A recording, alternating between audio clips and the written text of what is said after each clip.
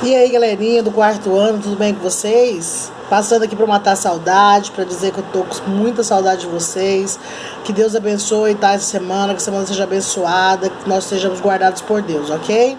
Tô passando aqui hoje pra gente falar um pouquinho do livro Trem da Vida, né? Na verdade, a gente já tinha comentado bastante em sala, mas agora para dar um enfoque melhor para vocês estarem estudando, fazer as atividades, certo?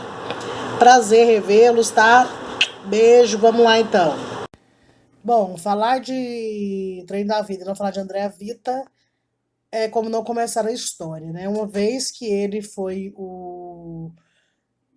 digamos, aquele que começou, né, o povoado ali então, que ele chegou, trouxe fazenda, trouxe toda a família, trouxe a mobília e montou ali então a moenda. Com a sua morte, criou-se ali um povoado. O que que aconteceu? As pessoas perceberam que era bom viver naquele local, naquela comunidade, e criou-se ali uma vila, né? Que homenageou Vita e ficou Vila Vita, Vila do Vita. E aí, com o tempo, essa vila se transformou em cidade, que acabou, né, do município ali, fazendo município entre campo rural e área rural e área urbana, certo? O que que é interessante? Eles falavam italiano no começo dessa vila. Com o tempo, com a mudança ali da vila para a cidade, a língua também mudou e acabou que eles começaram a falar o português mesmo. Falavam-se italiano antes. E aí acabaram falando o português mesmo. Com o tempo conseguinte, chegaram à cidade dois homens, Mister Allen e Mister Clinton. E eles queriam construir algo grande na cidade, que foi uma grande notícia. Todo mundo falou sobre isso. E todos queriam dar o seu palpite, todos queriam construir alguma coisa naquele lugar.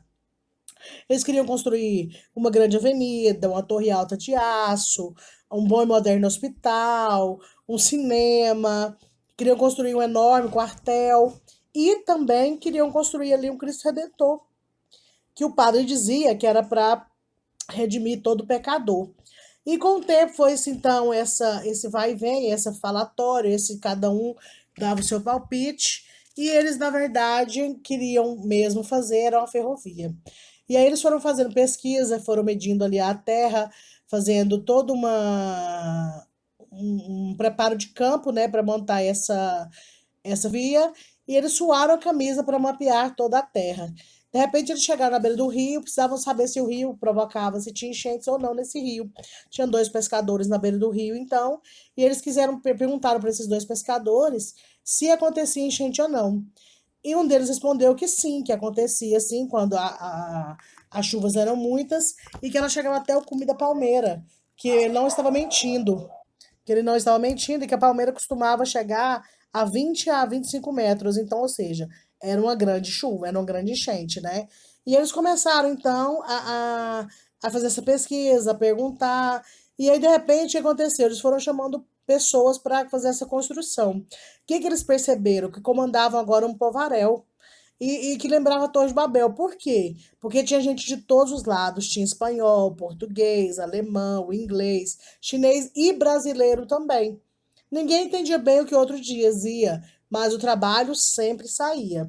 E para agilizar a construção, os misters chegaram à conclusão que o quê? Uma equipe começou um trabalho da esquerda e outra equipe começou o trabalho da direita. A incrível surpresa veio, na verdade, quando chegou no meio. O que aconteceu? Veio uma grande decepção.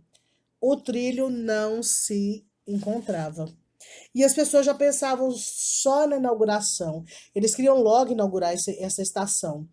E aí essa ferrovia, né?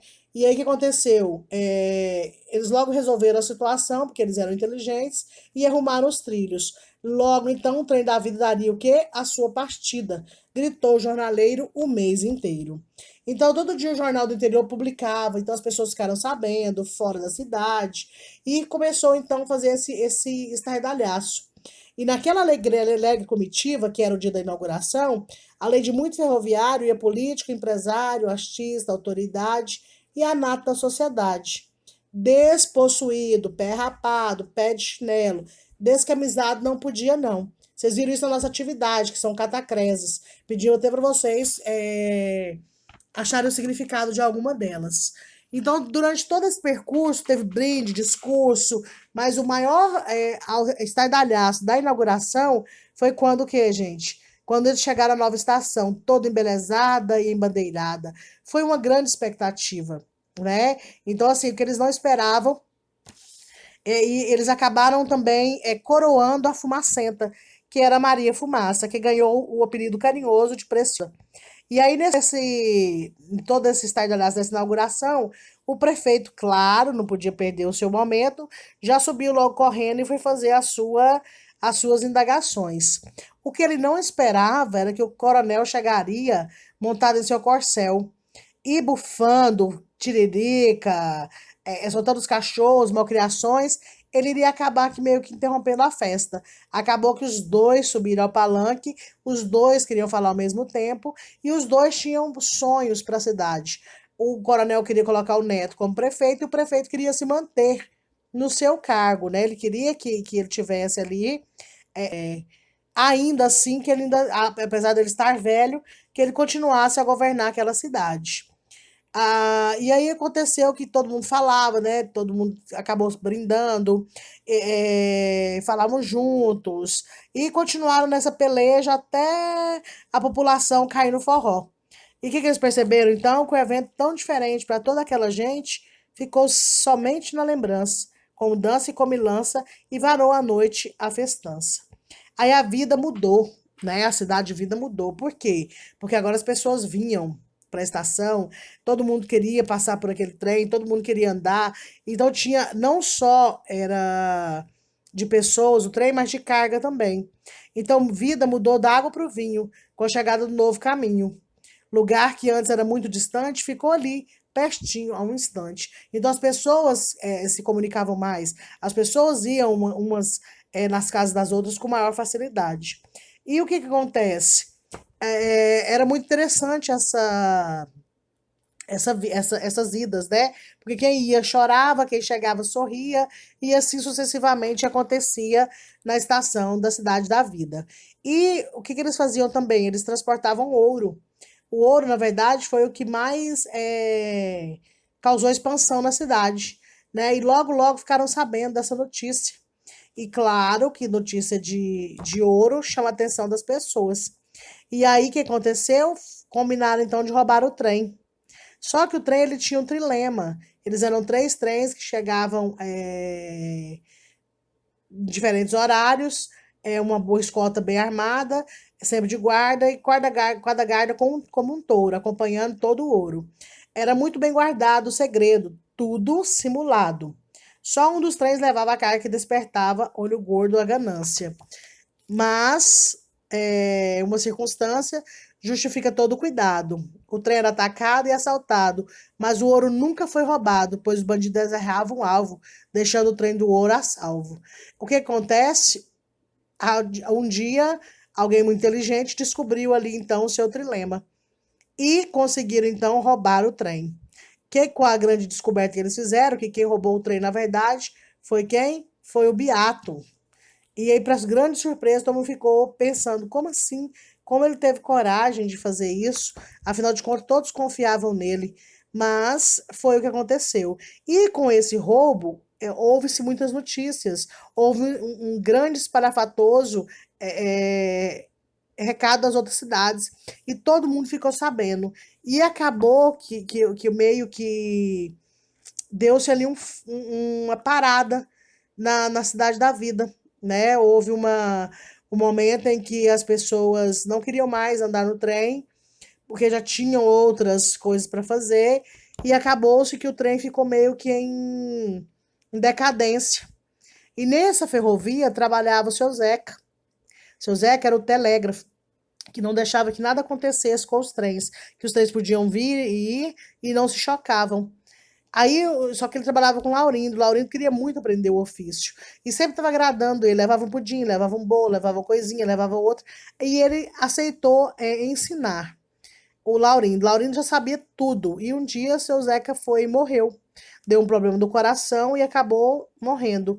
Laurindo, então, assumiu o telégrafo, não deixando que nada acontecesse naquele dia, mas ele não assumiu que era ele que estava fazendo, né, o telégrafo. E aí mandou uma mensagem urgentíssima, escrito assim: senhor chefe do distrito, tive um baita faniquim, mande o substituto daí. E o que aconteceu?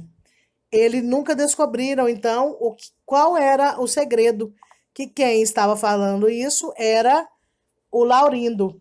E ele foi e percebeu que com o tempo ele mesmo assim não conseguiria trabalhar no trem. E aí logo eles mandaram outras pessoas, né, para trabalhar e nunca se encontrou a solução. Como é que o fantasma passa telegrama, né? E nunca descobriram que era o Laurindo que tinha passado o telegrama. A Teresa era muito sonhadora, né? Guarda na memória aquela triste história da mulher sozinha que andava na linha. Coitado, o trem a matou, Teresa, ela se chamou. Ela era muito sonhadora, ela sonhava, era queria ser bailarina e queria dançar, dançar, dançar. Dormindo ou acordada, tinha a cabeça povoada com sonhos de menina. Queria ser bailarina, queria rodopiar, queria dançar. E de tanto sonhar, não via felicidade na sua realidade. Então ela deixou a cidade seguindo o quê? O trilho. Acabou que o trem veio, Teresa não escutou o apito e acabou-se morta ali nos trilhos. E com isso, mais uma vez, reforçou então o fim da vida ali. Recepção da chegada, despedida da partida. Eis a história medida dos tantos trens da vida. Tanta Maria Fumaça, fez muita fumaça e trouxe uma grande desilusão para a cidade. Né? A vida, a cidade da vida, ela ficou meio que corrompida, né, pelo progresso. E acabou-se que aquela linda paisagem que quando o André Vita chegou já não é mais tão glamourosa quanto antes. E para o aquecimento das enormes caldeiras, lenhosas madeiras viraram carvão. Mais um motivo para que mudasse ali o território em volta da cidade da vida. Já não se via mais sabiá, tucano, lobo-guará. Em vez de mata e bicho, juntou foi muito lixo. Então, o progresso trouxe essa problemática também, a poluição. A riqueza do ouro também se foi, levada pelo trem. Depois caiu a procura dos produtos da agricultura, pois muitos moradores, ao contrário dos antecessores, seus pés de meia pegaram e para a capital se mudaram. Sem consumidor, sem mercado, todo o comércio ficou prejudicado. Sem cargas, sem passageiro, veio então o golpe derradeiro, né? Nunca mais se viu trem e muito menos alguém. E vida morreu, se escafedeu. Acabou-se então essa história. Por quê? Porque acabou ficando uma cidade, uma estação meio que assombrada. Um par vivendo num doce lar. O casal de alma penada fez bem assombrada. A estação, que surpresa! Eram a Zeca e a Teresa, que em vida sempre viveram e para sempre felizes morreram. Então eles viveram a vida inteira na cidade e acabaram que morreram enterrados junto com a cidade, porque a cidade perdeu o movimento. O progresso veio, mas ele se foi e deixou simplesmente um vazio muito grande na cidade. O que é uma curiosidade para vocês aí, como é que as ferrovias começaram, o que é interessante a gente perceber é que o Barão de Mauá, ele foi um dos fundadores, ele ganhou, né, a concessão para fazer essas ferrovias. Nós vivimos com o contexto histórico, então, aí, da Revolução Industrial. O que impulsionou a construção dessas ferrovias? Exatamente a necessidade de quê? De transportar as mercadorias para os fregueses, para que outras pessoas pudessem comprá-las para o mercado consumidor. Então, com isso, deixaram, né, que construíssem, então, o incentivo, né? O governo incentivou e houve-se então a criação. No Brasil, foi em 1828, quando o governo imperial autorizou por carta da lei a construção e exploração das estradas em gerais. Então, na verdade, quem começou a fazer esse movimento aqui no Brasil foi o Barão de Mauá, certo? Porque ele conseguiu essa concessão e se fez. O nome dele é Irineu Evangelista de Souza e mais tarde ele ficou conhecido como Barão de Mauá. Tanto é que a estrada, que é a primeira ferrovia, ela ficou conhecida como a Estrada de Ferro de Mauá. como é conhecida hoje em dia e oficialmente denominada Imperial Companhia de Navegação a Vapor e Estrada de Ferro de Petrópolis. Essa foi a primeira ferrovia a ser estabelecida no Brasil. Ela contou com a presença de Dom Pedro II e diversas outras autoridades, certo? Então, curiosidade para vocês saberem aí das ferrovias, ok? Um grande abraço, um beijo e até a próxima, viu?